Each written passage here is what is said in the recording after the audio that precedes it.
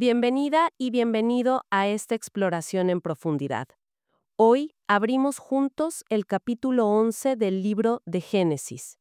Venimos de ver la tabla de las naciones en el capítulo 10, cómo se dispersó la humanidad después del diluvio. Y ahora, Génesis 11 nos presenta un momento clave, casi como un zoom en dos eventos cruciales que marcan el rumbo de la historia bíblica. Para nuestras lecturas de hoy, estaremos usando la Nueva Biblia de las Américas. Exacto. Este capítulo es fascinante porque contiene dos partes que, a primera vista, parecen muy diferentes. Primero, la famosa historia de la Torre de Babel, un relato potente sobre la ambición humana unificada en contra de Dios. Y segundo, una genealogía, una lista de nombres que podría parecer árida, pero que es fundamental porque traza la línea desde Sem, el hijo de Noé, hasta un personaje que cambiará todo, Abram, a quien luego conoceremos como Abram. Es como si el texto nos mostrara primero la rebelión humana a gran escala y luego, en contraste, cómo Dios empieza a tejer su plan de redención a través de una familia específica, un plan que ya se había insinuado desde Génesis 3:15 con la promesa de la simiente, ¿verdad? Precisamente. Babel representa el clímax del orgullo humano postdiluviano, intentando alcanzar el cielo y hacerse un nombre por sí mismos. La genealogía, en cambio, muestra la paciencia y la fidelidad de Dios preservando un linaje a través del cual vendría la bendición prometida. Este capítulo es el puente indispensable para entender el llamado de Abraham en el capítulo 12. Muy bien, entremos de lleno en esa primera parte. La historia arranca con un mundo unido. Leo los versículos 1 y 2. Toda la tierra hablaba la misma lengua y las mismas palabras, y aconteció que según iban hacia el oriente, hallaron una llanura en la tierra de Sinar, y se establecieron allí. Una sola lengua, una sola humanidad.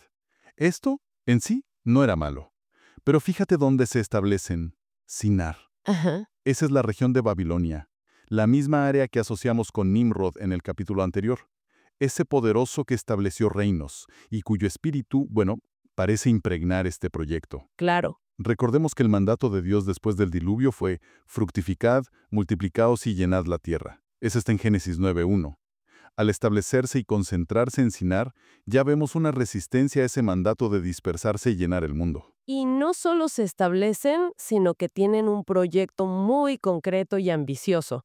Los versículos 3 y 4 dicen: Se dijeron unos a otros: Vamos, fabriquemos ladrillos y cosámoslos bien. Y usaron ladrillo en lugar de piedra, y asfalto en lugar de mezcla. Luego dijeron: Vamos, edifiquémonos una ciudad y una torre, cuya cúspide llegue hasta los cielos, y hagámonos un nombre famoso, para que no seamos dispersados sobre la faz de toda la tierra. Es impresionante la tecnología que desarrollan ladrillos cocidos, asfalto como mortero, eran innovadores, ¿eh? Sí, bastante. Pero la clave está en la motivación explícita. Edifiquémonos una ciudad y una torre, y hagámonos un nombre famoso, para que no seamos dispersados. Buscan seguridad, unidad y renombre, pero en sus propios términos, no bajo la autoridad de Dios. O sea, un intento de crear una especie de utopía humana autosuficiente. Exacto. Un desafío directo a la soberanía divina. El deseo de no ser dispersados es una rebelión abierta contra el propósito de Dios. Es la esencia del orgullo humano queriendo controlar su propio destino. Construir hasta el cielo. Eso suena a querer usurpar el lugar de Dios, ¿no? Totalmente. La torre no era solo un edificio alto. Era un símbolo de su poder, de su unidad en rebelión. Quizás incluso con connotaciones religiosas paganas, como los sigurats mesopotámicos, que buscaban conectar la tierra con el cielo, pero bajo control humano. Querían hacerse un nombre, alcanzar la fama por sí mismos, en lugar de glorificar el nombre de Dios. Y entonces Dios interviene. El versículo 5 es casi irónico. Dice: Pero el Señor descendió para ver la ciudad y la torre que habían edificado los hijos de los hombres. Ese descendió es un antropomorfismo, claro.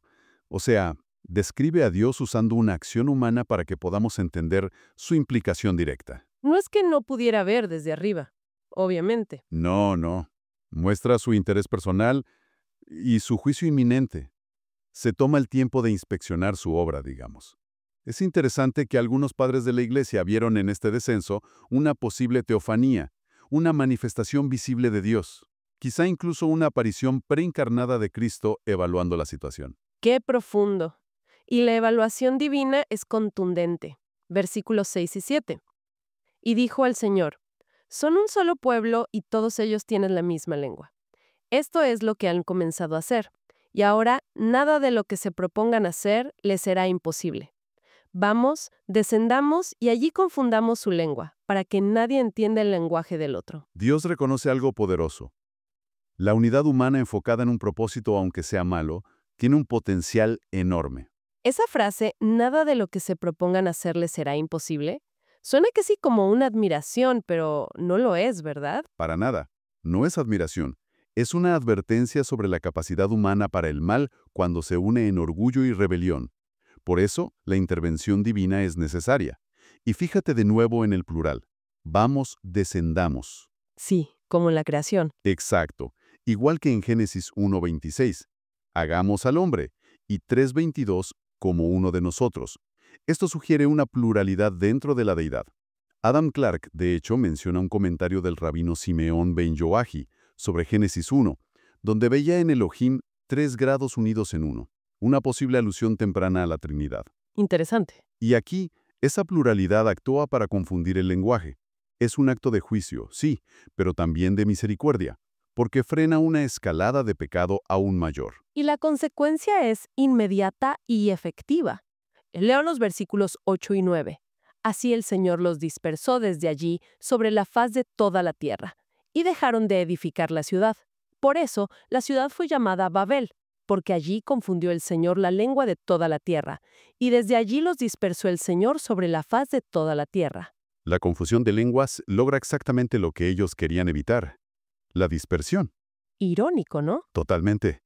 Dios impone su voluntad y cumple su propósito original de llenar la tierra. El nombre Babel suena como la palabra hebrea balal, que significa confundir o mezclar. Este evento se presenta como el origen bíblico de la diversidad de idiomas y culturas, no como un desarrollo natural. Sino como una consecuencia directa del juicio divino sobre el orgullo humano. Exacto. Y es curioso porque algunos estudios lingüísticos modernos sugieren la posibilidad de un origen común para todas las lenguas, lo cual resuena con este relato de una lengua única inicial. Además, la complejidad misma del lenguaje humano, argumenta contra una mera invención gradual. Es una historia impactante sobre las consecuencias de buscar la gloria propia en lugar de la de Dios.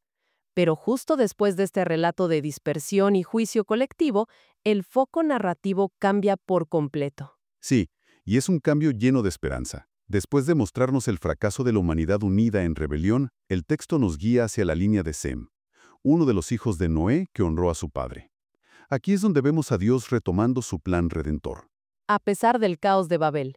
A pesar de todo, Dios preserva un linaje a través del cual cumplirá su promesa de Génesis 3:15, la promesa de aquel que aplastaría la cabeza de la serpiente. El capítulo nos presenta entonces la genealogía de Sem.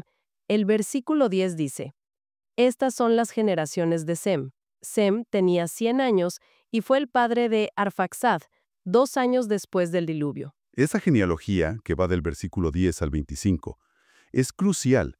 Traza la línea desde Sem, pasando por Arfaxad, Sala, hasta Eber. Eber, de ahí podría venir hebreo, ¿cierto? Posiblemente sí. Es una teoría bastante aceptada, que de Eber deriva el término hebreo, el nombre que luego identificará al pueblo de Dios. Luego menciona a Peleg, y su nombre es muy significativo. Significa división. Ah, claro. Y Génesis 10:25 nos dice que en sus días fue repartida la tierra, conectando su vida directamente con el evento de la dispersión en Babel. Qué conexión tan directa. Sí.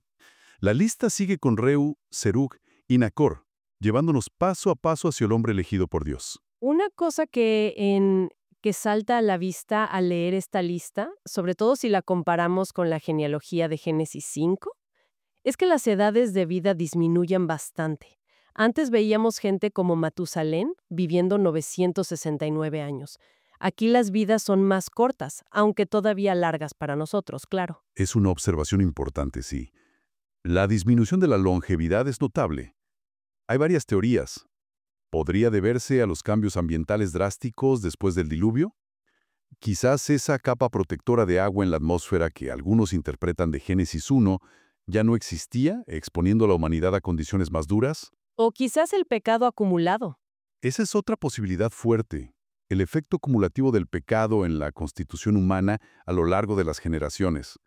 Matthew Poole sugiere que la larga vida antes del diluvio era una muestra de la paciencia de Dios, dando más tiempo para el arrepentimiento. ¿Como con Matusalén? Exacto. La vida de Matusalén, cuyo nombre algunos interpretan como «cuando él muera será enviado el diluvio», es un ejemplo de esa gracia paciente. Pero después del diluvio, y sobre todo después de Babel, parece que la condición humana se deteriora más rápidamente. Y esta línea genealógica nos conduce a una familia específica que será central en todo lo que sigue. Leo los versículos 26 al 28. Taré vivió 70 años y fue padre de Abram, de Nacor y de Harán. Estas son las generaciones de Taré. Taré fue padre de Abram, de Nacor y de Harán. Harán fue padre de Lot.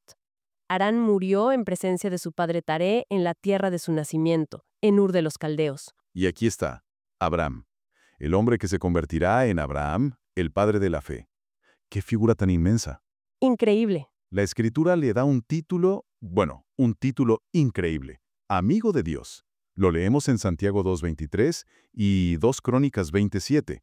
Incluso Dios mismo, a través de Isaías en el capítulo 41, versículo 8, lo llama Abraham mi amigo.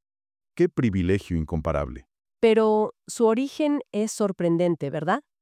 Viene de Ur de los Caldeos, una ciudad importante en Mesopotamia, en la misma región general de Babilonia, de Sinar, el lugar de Babel.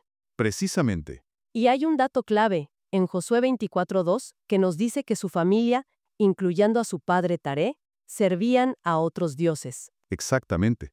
Abraham no viene de un entorno espiritualmente ejemplar. Surge de un contexto de idolatría pagana. Dios lo llama desde allí.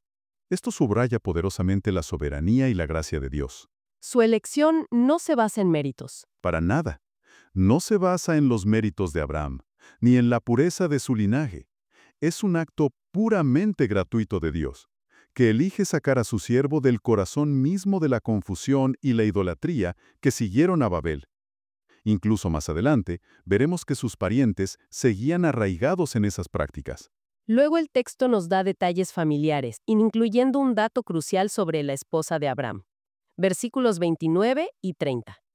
Abraham y Nacor tomaron para sí mujeres. El nombre de la mujer de Abraham era Sarai, y el nombre de la mujer de Nacor, Milca, hija de Aram, padre de Milca y de Isca.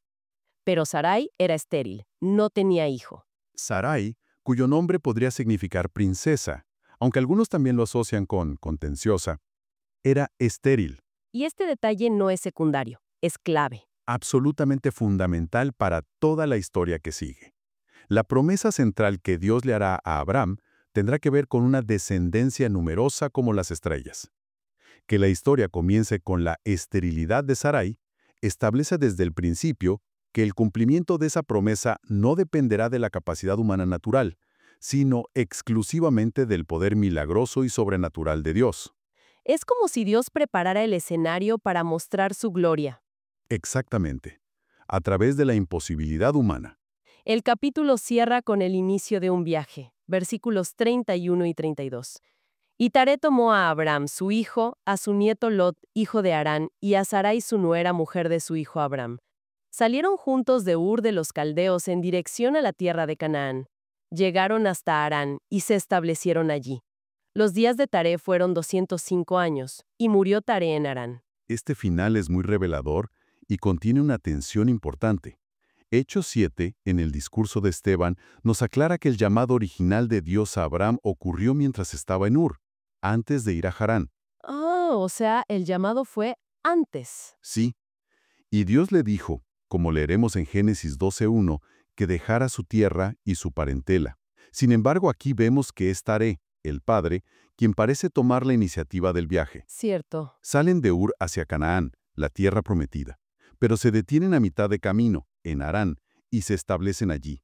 Abraham obedece, pero solo parcialmente. Sale de Ur, pero no deja a toda su parentela. Lleva a Taré y a Lot. Exacto.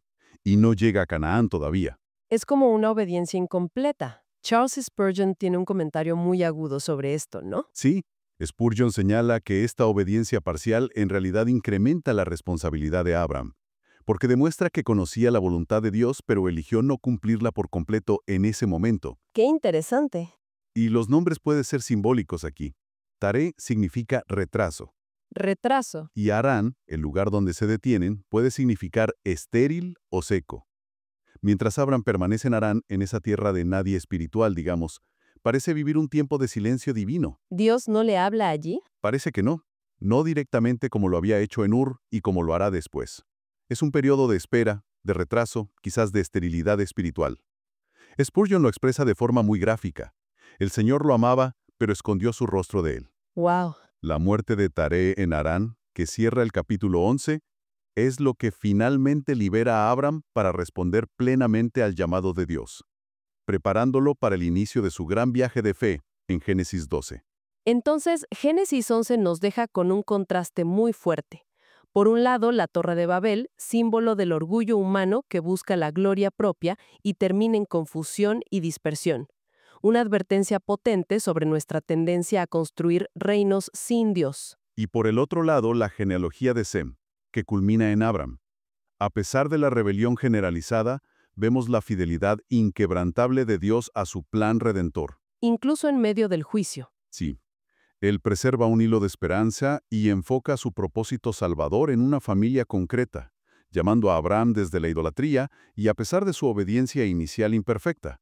Es fascinante cómo el capítulo contrapone el intento humano de hacerse un nombre en Babel con la promesa divina que pronto escucharemos en el capítulo 12, donde Dios le dará a Abraham un gran nombre. Nos deja pensando, ¿de qué maneras seguimos construyendo nuestras propias torres hoy? Pueden ser carreras, reputaciones, seguridades materiales.